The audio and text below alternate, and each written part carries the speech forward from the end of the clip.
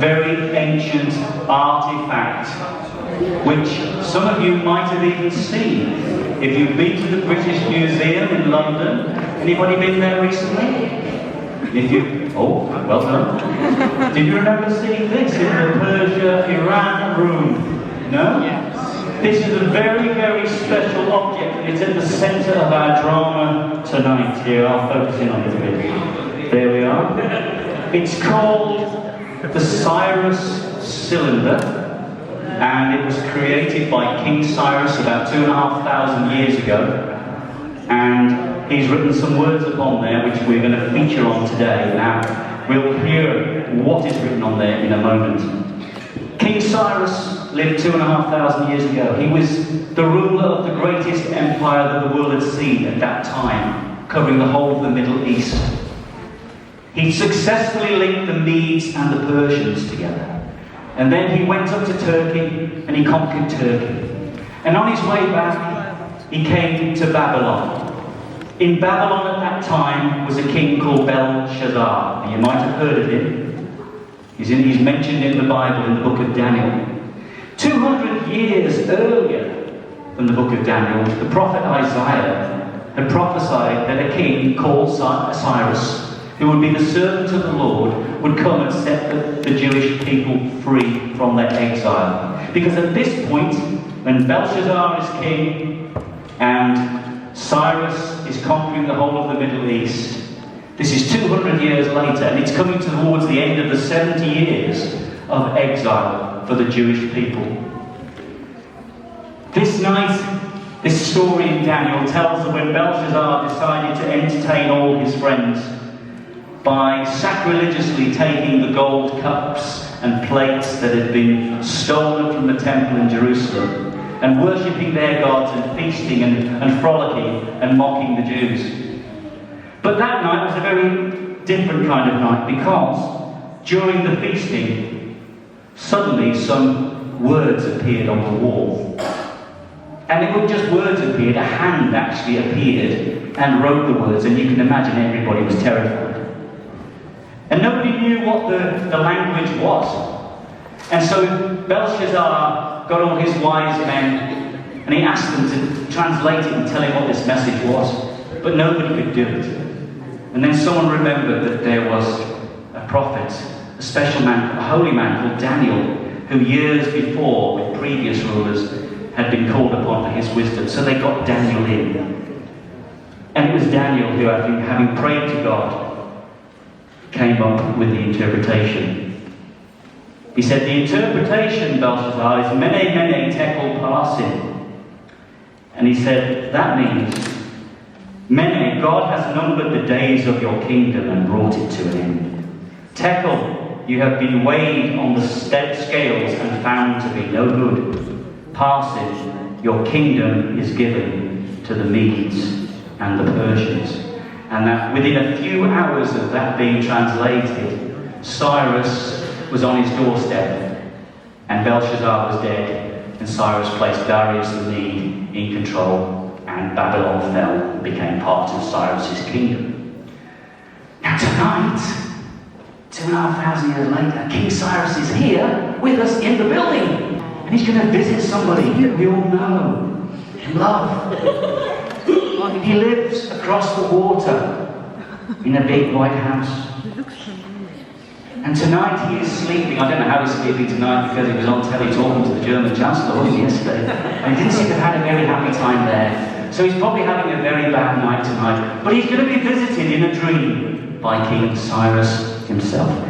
But first of all, let's go straight over to the White House, to the bedroom in the White House. He's sleeping. As he sleeps, wearing his golden mask to put out the light in a better evening, he is visited in his dream by King Cyrus. Let's welcome King Cyrus of Syria.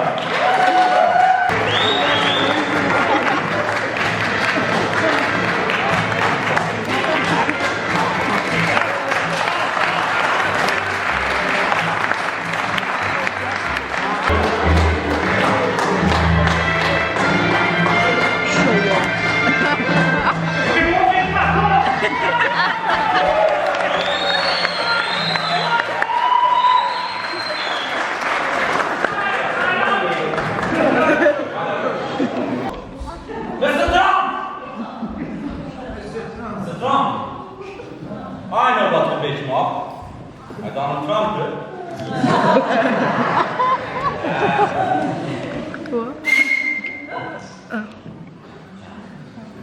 Could you all blow trumpet with me, please? 1, 2, 3. It wasn't loud enough. One more time. 1, 2, 3.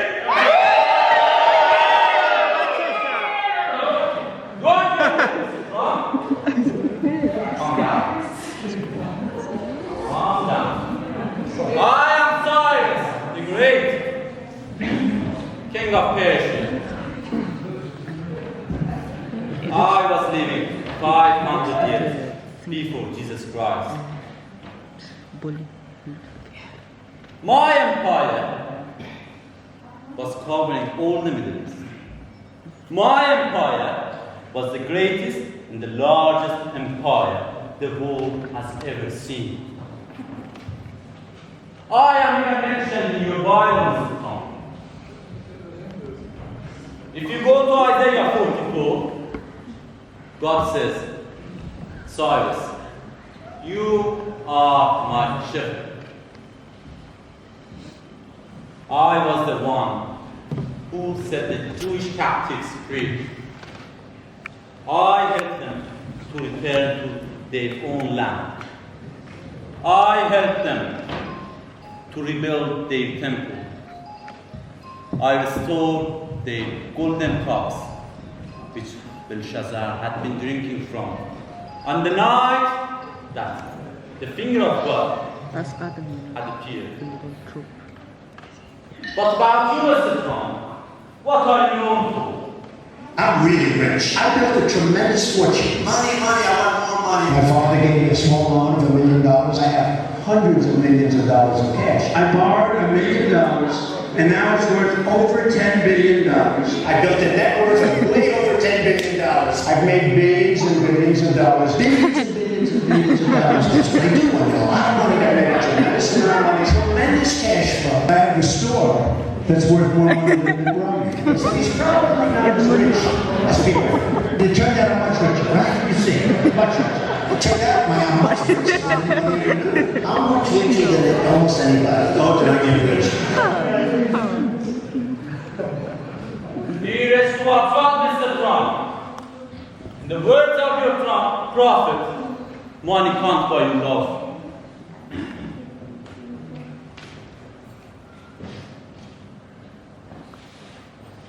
Do you have any idea what this is?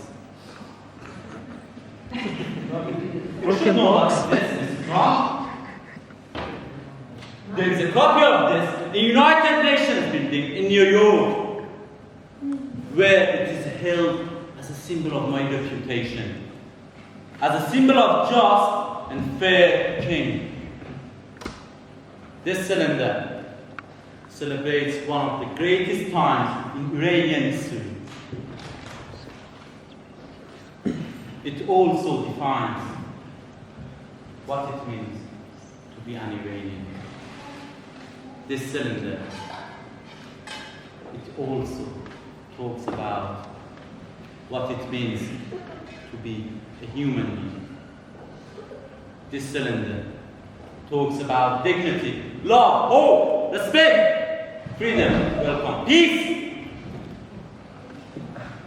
I am going to read what I've written upon this cylinder.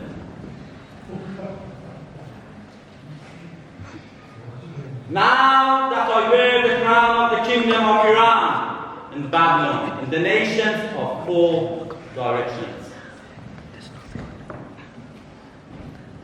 I announce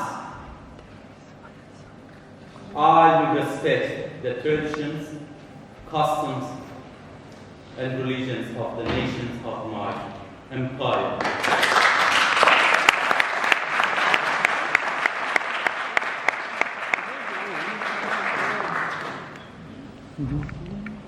I will impose my monarchy on no nation.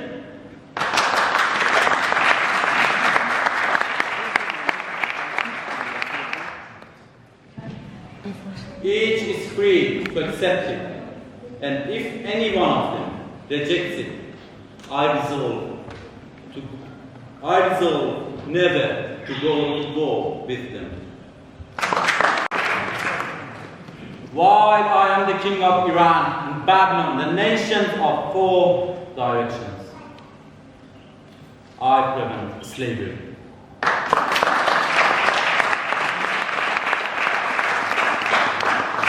While I am the king of Iran and Babylon, the nations of 4 directions, I will prevent forced unpaid labor.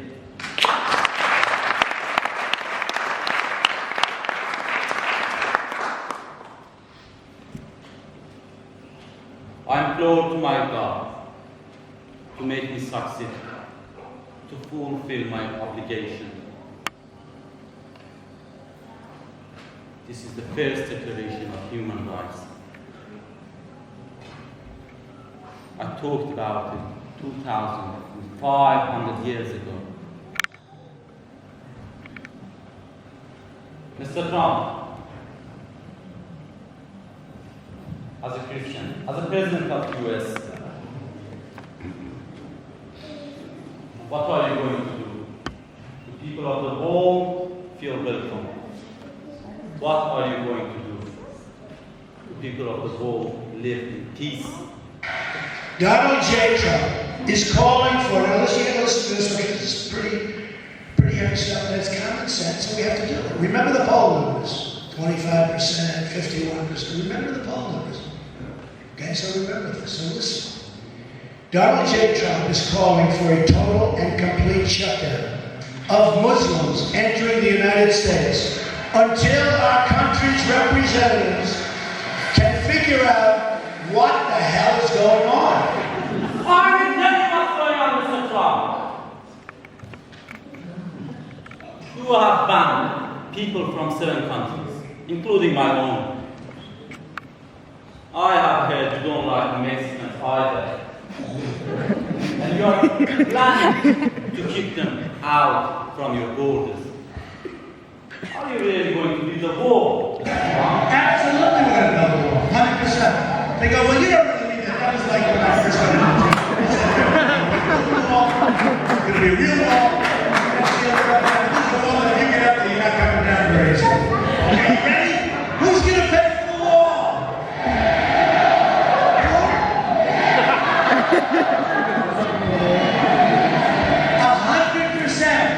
100%. So I get a call from one of the reporters yesterday, and they said, the president of Mexico said they will not, under any circumstances, pay for the wall. They said to me, what is your comment? I said, the wall just got 10 feet higher. Mr. Trump, I have cleared you to give your warning tonight. Will you listen? Will you live? Will you build bridges instead of walls? Build that wall. Build that wall. Build that wall. Build that wall. Build that wall. Build that wall. Because if you do not,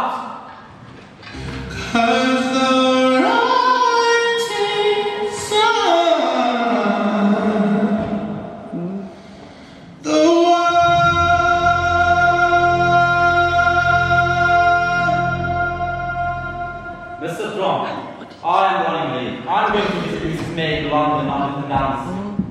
And I have a train to catch in the Stoke station. But before I go, I have one last thing to tell you. In 9 years' time, United States celebrates 250 years anniversary since US declared independence. A great milestone in the history of the world. What in 9 years' time, as a president of US, what kind of country you are going to leave for your children? Do you want to make any promises to me as a father of human rights.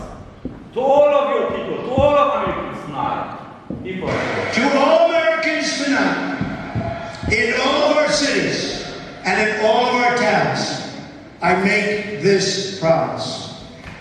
We will make America strong again.